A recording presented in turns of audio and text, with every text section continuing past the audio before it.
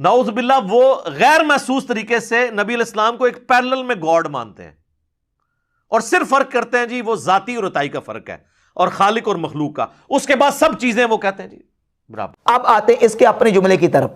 हम पे बहतान लगाता है कि ये बरेलवी नबी अलैहिस्सलाम को गॉड और खुदा मानते हैं नाउज़ बिल्लाह, और अपना अकीदा क्या है, अपना फासिद और बातिल और शिरकी और कुफरी अकीदा इसने कई अपने बयानात में पहले भी बयान किया है। कहता है कि अल्लाह रब्बुल इज़्ज़त कहता है कि तुम मुझे अपनी 60 साल ज़िंदगी दे दो तो मैं तुम्हें उसके बदले में जन्नत में मिनी गॉड मिनी खुदा बना दूंगा। नाउज़ बिल्लाहि ताला। एक खुदा जो सारी चीजों का मालिक है और वो अकेला और यकता है, वो आपको ये ऑफर देता है कि सिर्फ ये 60 साल की जिंदगी मुझे दे दो तो मैं एक मिनी खुदा बना दूं। सर वो आपको एक मिनी खुदा बनाने वाला है। लानत है तेरे ऐसे अकीदे के ऊपर। कलमा पढ़ के मुसलमान हो बेशरम इंसान। यानी अल्लाह रब्बुल इज़्ज़त बंदों को कहता कि बंदो तुम 60 साल की अपनी ज़िंदगी मुझे दे दो, 60 साल मेरे कहने के मुताबिक अपनी ज़िंदगी गुजारो, मैं तुम्हें जन्नत में खुदा बना दूंगा, मिनी खुदा मिनी गॉड बना दूंगा। यकीनन ये कलमा कुफरिया और शिरकिया जुमला है, इसका इस्लाम के साथ कोई ताल्लुक नहीं। अल्लाह रब्बुल इज़्ज़त की ज़ात के अलावा कोई खुदा नहीं है, ना मिनी ना लार्ज ना स्मॉल ना मीडियम, कोई भी नहीं। अल्लाह के अलावा कोई नहीं है, बस अल्लाह ही खुदा जो कायम बिनफ्स से ही है, वो सिर्फ अल्लाह की ज़ात, अल्लाह रब्बुल इज़्ज़त के अलावा कोई भी नहीं है। अब ये शिरकी और कुफरिया ने जुमला बोला और इस शिरकिया और कुफरिया जुमले को बोल के फिर उसको डिफेंड भी करता है। अभी नए बयान में इसने ये बयान दिया है कि वो जी मैंने क्या दिया था कि वो अल्लाह रब्बुल इज़्ज़त जो ना वो तुम्हें जन्नत में मिनी गॉड और मिनी खुदा बनाएगा, तो इन्होंने जनाब चूहे छोड़ने शुरू कर दिए। तो मिर्जा जी लोगों ने चूहे नहीं छोड़ने शुरू किए, तुमने कुफरिया जुमले बोलने शुरू कर दिए, तुमने शिरकिया जुमले बोले हैं। अब कुफरिया शिरकिया जुमले तुम बोलो तो क्या अहले इल्म तुम्हारी गिरफ्त भी ना करें? क्या तुम्हारे इन कुफरिया और शिरकिया जुमलों पे लोग खामोश रहें, चुप तमाशाई बने बैठे रहें? तो अब यह है कि ये इस तरह की बातें करके टाल मटोल करके अपने फॉलोअर्स को मुतमईन करने की कोशिश कर रहा है। यकीनन इसने जो जुमला बोला है वो शिरकी और जुमला कुफरिया जुमला है। और अच्छा यहाँ ये बात भी याद रहे कि अब ये कहता जी वो जन्नत में अल्लाह रब्बुल इज़्ज़त बंदों को जो ना वो कुन का तसर्रुफ देगा, यानी बंदा जन्नत में अपनी जन्नत को खुद पैदा करेगा, तख्लीक करेगा, जन्नत को खुद तख्लीक करेगा, अपनी जन्नत को पैदा करेगा। और कौन कहेगा तो कौन कहने से हो जाएगा। तो अल्लाह ताला जन्नत में अपनी सिफतें देगा, बंदे को अपनी सिफात देगा। तो इसलिए मैंने कहा कि जन्नत में जो ना बंदे को अल्लाह रब्बुल इज़्ज़त मिनी गॉड और मिनी खुदा बनाएगा। हालांकि अगर अल्लाह रब्बुल इज़्ज़त जन्नत में किसी बंदे को ये शान और तसर्रुफ देता है तो इसका नाउज़ बिल्लाह ये हरगिज़ मतलब नहीं बनता कि बंदा खुदा बन जाता है, अल-आयाज़ु बिल्लाह ताला। अच्छा यही बात अगर कोई बंदा ये कर देना कि अल्लाह ताला वलियों को दुनिया में ये तसर्रुफ और ताकत देता है और दी है उसने कि वो कुन से किसी चीज़ को कहते हैं तो वो हो जाती है, और सिफ़त तकवीन अल्लाह ने बंदों को अता की है तो फ़ौरन कहेगा कि ये शिरक है, ये तो अल्लाह के बराबर करते हैं, अल्लाह के कहता बराबर करते हैं। हालांकि शिरक हमेशा शिरक होता है। शिरक जो है वो ये नहीं होता कि पहली उम्मतों में शिरक तौहीद हो और अब आके शिरक हो जाए, या अब आके शिरक पहले तौहीद था, या दुनिया में एक चीज़ जो वो शिरक हो और आखिरत में जाके वो तौहीद बन जाए। नहीं, शिरक हर हालत में, हर आलम में, हर जगह पे शिरक होता है। अगर जन्नत में मोमिनीन को अल्लाह तकवीन की सिफत दे तो शिरक नहीं होता। अगर यही सिफत अल्लाह रब्बुल इज़्ज़त बंदों को दुनिया में अता कर दे तो फिर शिरक कैसे होगा? ये तो नहीं कि जन्नत में वो चीज़ तौहीद है और दुनिया में आके वो शिरक हो गई या दुनिया में वो शिरक बन गई। नहीं, शिरक शिरक है और तौहीद तौहीद है। ये नहीं है कि एक जगह पे शिरक तौहीद और तौहीद जो है ना वो शिरक बन जाए।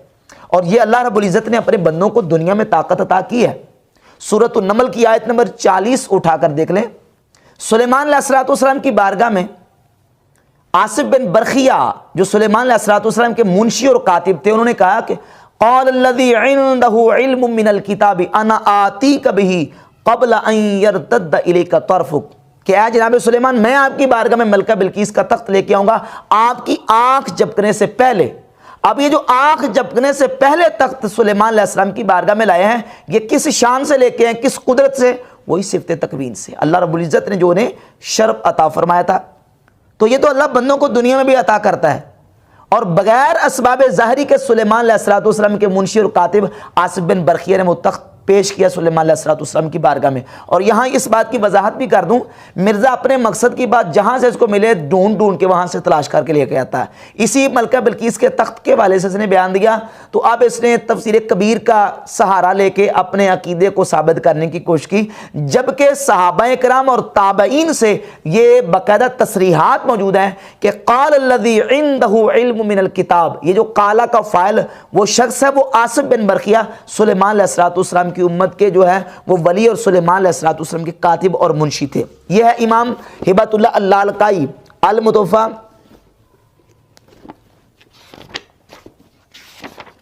418 हिजरी, इनकी किताब शरह उसूल एतक़ाद अहले सुन्ना, जिल्द नंबर 2 जुज़ नंबर 9 और सफ़ा नंबर इसका 401 है, रिवायत का नंबर 30। और दीगर ताबईन के अक़वाल भी जिक्र किए हैं कि ये जो शख्स लाने वाला है तख्त को, ये आसिफ बिन बरखिया अन इब्न अब्बास से रज़ियल्लाहु तआला अन्हु, यानी क़ौलहु क़ाल अल्लज़ी इंदहु इल्म मिनल किताब क़ाल आसिफ कातिबु सुलेमान। सैयदना अब्दुल्लाह इब्न अब्बास हिब्रुल उम्मा मुफस्सिर कुरान वो कहते हैं कि ये आसिफ बिन बरखिया थे जो हज़रत सुलेमान अलैहिस्सलाम के कातिब थे। और यही रिवायत सुनन कुबरा बहकी जिल्द 6 सफ़ा 288 और 10,994 नंबर रिवायत है कि सैयदना सुलेमान अलैहिस्सलाम का जो तख्त है वो आसिफ बिन बरखिया लेके आए थे। तो ये सिफ़त तकवीन की शान थी अल्लाह रब्बुल इज़्ज़त ने जो उनको ये शरफ़ अता किया था। तो ये तो बंदों को दुनिया में हासिल है। और इस सिलसिले में एक हवाला पेश कर देता हूँ, यह है किताब फुतहुल गैब सैयदना शेख अब्दुल कादिर जिलानी रज़ियल्लाहु तआला अन्हु के मकालात। और ये वो किताब है, हाफिज़ ज़ाबी, इब्न कसीर, इब्न तैमिया, बड़े बड़े लोगों ने इस किताब को माना है कि ये शेख अब्दुल कादिर जिलानी रहमतुल्लाह अलैह के मकालात हैं। इसमें मकाला नंबर 16, मकाला नंबर 40 और मकाला नंबर 46। और ये वो किताब है फुतहुल गैब जिसके बारे में मिर्ज़ा अपने बयान में कह चुका कि इस किताब की शरह इब्न तैमिया ने की हुई है। इस किताब में शेख अब्दुल कादिर जिलानी गौसे पाक सरकार रज़ियल्लाहु तआला अन्हु फरमाते हैं, जब बंदा मरने से पहले मर जाता है और अल्लाह रब्बुल इज़्ज़त जल्ल व अला मुजद्दुहुल करीम उसको ये शर्फ और ताकत अता करता है। सफ़ा नंबर 65 पर लिखते हैं कि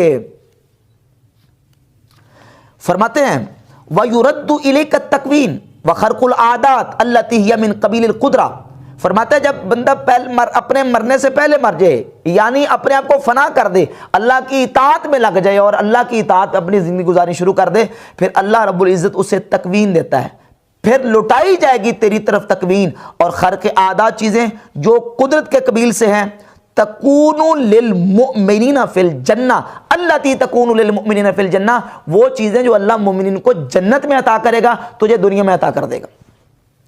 यानी मरने के बाद मोमिन को जन्नत में अल्लाह रब्बुल इज़्ज़त अता करेगा, जन्नत में वो कहेगा कौन तो हो जाए और वो हो जाएगी। आप फरमाते हैं कि जो मोमिन को जन्नत में अल्लाह अता करेगा ना वो तुझे दुनिया में अता करेगा। और फ़तकून फ़ी हाज़िल हालत कअन्नका उहीत बादल मौत फ़िल आखिरा, तू ऐसे हो जाएगा जैसे मरने के बाद तू आखिरत में है। फ़तकूनु कुल्लियतु का कुदरा, तू कुल का कुल कुदरत बन जाएगा। तस्मउ बिल्लाह व तंतिक़ु बिल्लाह व तुबसिरु बिल्लाह व तब्तशु बिल्लाह व तस्आ बिल्लाह व ताक़िलु बिल्लाह व तत्मइन्नु व तस्कुनु बिल्लाह। फरमाते हैं फिर तो अल्लाह रब्बुल इज़्ज़त की दी ताकत से सुनेगा, फिर देखेगा, फिर बोलेगा, फिर पकड़ेगा, फिर कोशिश करेगा और समझेगा। और फरमाते हैं कि फ़तमान सिवाहु, फिर अल्लाह के अलावा तू अपनी आंखें बंद कर लेगा, बस अल्लाह रब्बुल इज़्ज़त की कुदरत की तरफ देखेगा और बहरा हो जाएगा। फ़ला तरा लिग़ैरिही वजूदन मा हिफ़्ज़िल हुदूद वल अवामिर वन नवाही। और सफ़ा नंबर 35 पर तो वाज़ेह लिखा कि अल्लाह रब्बुल इज़्ज़त फरमाता है बंदे तू मेरी बारगाह में आ। फरमाते अल्लाह रब्बुल इज़्ज़त अपनी बाज़ किताबों में फरमाता है या इब्न आदम, ए इब्न आदम, अनल्लाहुल लज़ी ला इलाहा इल्ला अना, मेरे अलावा कोई इबादत के लायक नहीं, सिर्फ मैं इबादत के लायक हूँ। अक़ूलु लिशै कुन फ़यकून, मैं किसी शय को कहता हूँ हो जा वो हो जाती है। अतिनी अजअल का, तू मेरी इताअत कर मैं तुझे बना दूंगा। तक़ूलु लिशै कुन फ़यकून, तू भी किसी शय को कुन कहेगा तो वो हो जाएगी। और गौसे पाक सरकार फरमाते हैं वक़द फ़अल ज़ालिका बिकसीर मिन अंबियाइही व औलियाइही व ख़ासिही मिन बनी आदम। और ये अथॉरिटी और ताकत और कुदरत अल्लाह ने अपने कसीर नबियों को, कसीर वलियों को और कसीर इब्ने आदम के ख़ास लोगों को अता फरमाई है जो जन्नत में अल्लाह रब्बुल इज़्ज़त ने बंदों को अता करनी है। तो इसका मतलब तो मिर्ज़ा ये निकला कि जब बंदे जन्नत में मिनी गार्ड और मिनी खुदा हो सकते हैं नाउज़ बिल्लाह, तो फिर तो दुनिया में हज़ारों लाखों करोड़ों मिनी गार्ड और मिनी खुदा होंगे नऊज़ बिल्लाह ताला अल-अयाज़ बिल्लाह ताला।